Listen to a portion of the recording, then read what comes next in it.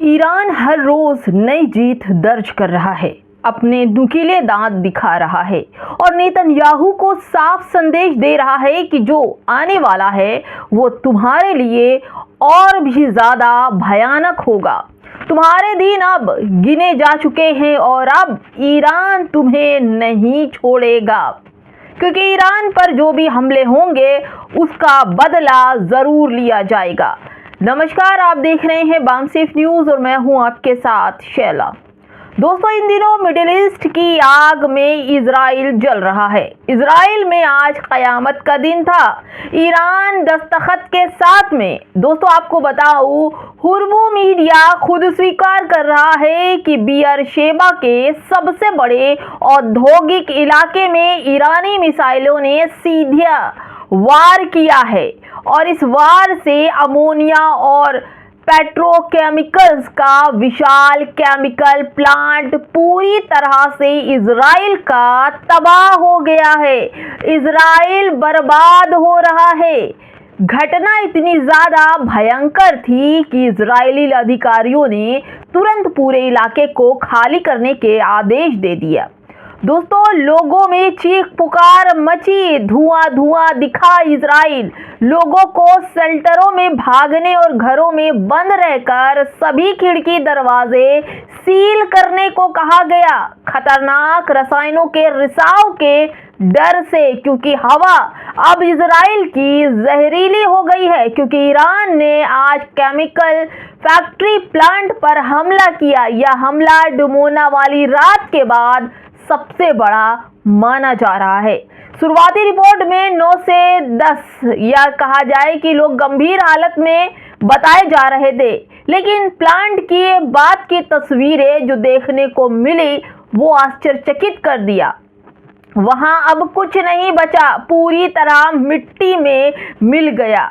मौतों की संख्या भी बढ़ गई है, क्योंकि ईरानी मिसाइलों ने इजराइल की धज्जियां उड़ाकर रख दी है। ईरान ने 2 दिन पहले ही चेतावनी दी थी कि हम पूरे क्षेत्र के एनर्जी इंफ्रास्ट्रक्चर को निशाना बनाएंगे, और देखो एक दिन बाद ही पूरा होने दिया।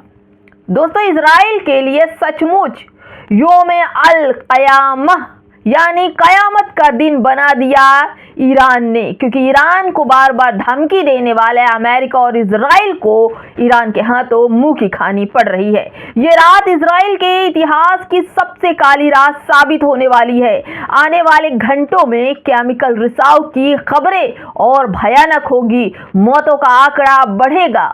हवा, पानी, खेती और खाना सब दूषित हो जाएगा। ईरान ने वो मिसाइलें इजराइल पर दागी है कि उसका केमिकल प्लांट ध्वस्त हो गया।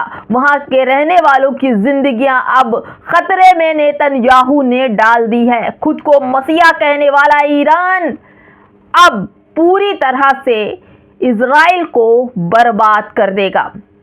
अमेरिका को भी धोखा दे रहा है सऊदी अरब, क्योंकि सऊदी अरब भी पूरी तरह से चाहता है कि ईरान अमेरिकी बेसों पर हमला करे। दोस्तों, ईरान ने जिस दिन से हमले इजराइल पर किए हैं अमेरिकी बेस पर देखने को मिला है केवल तबाही। इजराइल के तेल अवीव पर ईरान ने इतनी मिसाइलें दागी कि तेल अवीव का नक्शा ही बदल गया।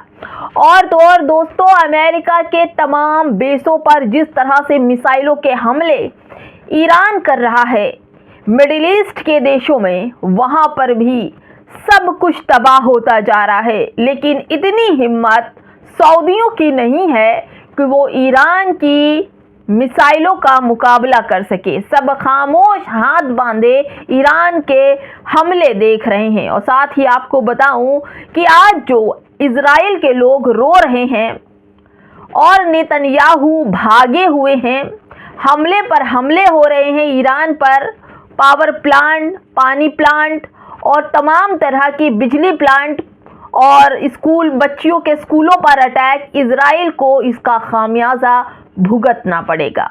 दोस्तों, ईरान ने अब ये तय कर लिया है, या तो हम जिएंगे या फिर तुम जियोगे। अब इस लड़ाई में देखना ये होगा किस तरह ईरान अपने बदले को पूरा करता है। और तब तक आप ये सोचिए, जब तक नेतन्याहू ईरान के कब्जे में नहीं आता, ईरान हाथ में रस्सी बांधकर नेतन्याहू को घसीट नहीं ले जाता, अपने टैंकों के पीछे दौड़ा नहीं लेता, तब तक ईरान खामोश नहीं बैठेगा। क्योंकि जिस तरह से ईरान के सुप्रीम लीडर की बेरहमी से हत्या हुई, उसके बाद स्कूल की बच्चियों की बेरहमी से कत्लेआम हुआ, उसको ईरान बर्दाश्त नहीं कर पा रहा है। दोस्तों आपको बताऊं, हमारे यहाँ के फादरलैंड का वो बुरा हश्र ईरान ने किया है कि आप ये सोचिए, हर तरफ आग की लपटें दिखाई पड़ रही है। दोस्तों अमेरिका जो ट्रम्प है, ट्रम्प भी अब घुटनों पर आ गए हैं। बार बार झूठ बोलता है ट्रम्प कि हमारा और ईरान से बातचीत चल रही है, जल्दी हम युद्ध समाप्त कर देंगे। लेकिन ईरानी हमले को देखते हुए लगता है कि बरसों तक ईरान खामोश नहीं होगा। ईरान तब तक हमले करेगा जब तक ट्रम्प और नेतन्याहू को अपने यहाँ के टैंकों में बांधकर जमीन पर खींच कर नहीं ले जाएगा। क्योंकि ईरान ने फिलिस्तीन को भी बर्बाद होते देखा है, फिलिस्तीन के लिए भी लड़ते देखा।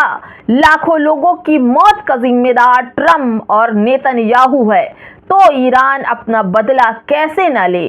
दोस्तों आप ये सोचिए, ईरान ने पूरी तरह से पानी होर्मुज पर कब्जा कर लिया है।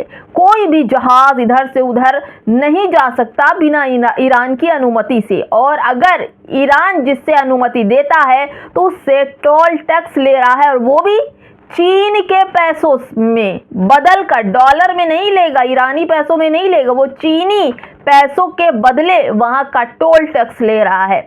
अब ये सोचिए दोस्तों, टोल टैक्स चीनी पैसे से लिया जा रहा है, तो ईरान के साथ साथ चीन भी मजबूत हो रहा है। और तो और दोस्तों, जो पीछे साइड से चीन और रूस ईरान की मदद कर रहे हैं, तो ऐसा लग रहा है कि अब आने वाले समय में ईरान पीछे हटने को नहीं सोचेगा, कभी नहीं सोचेगा।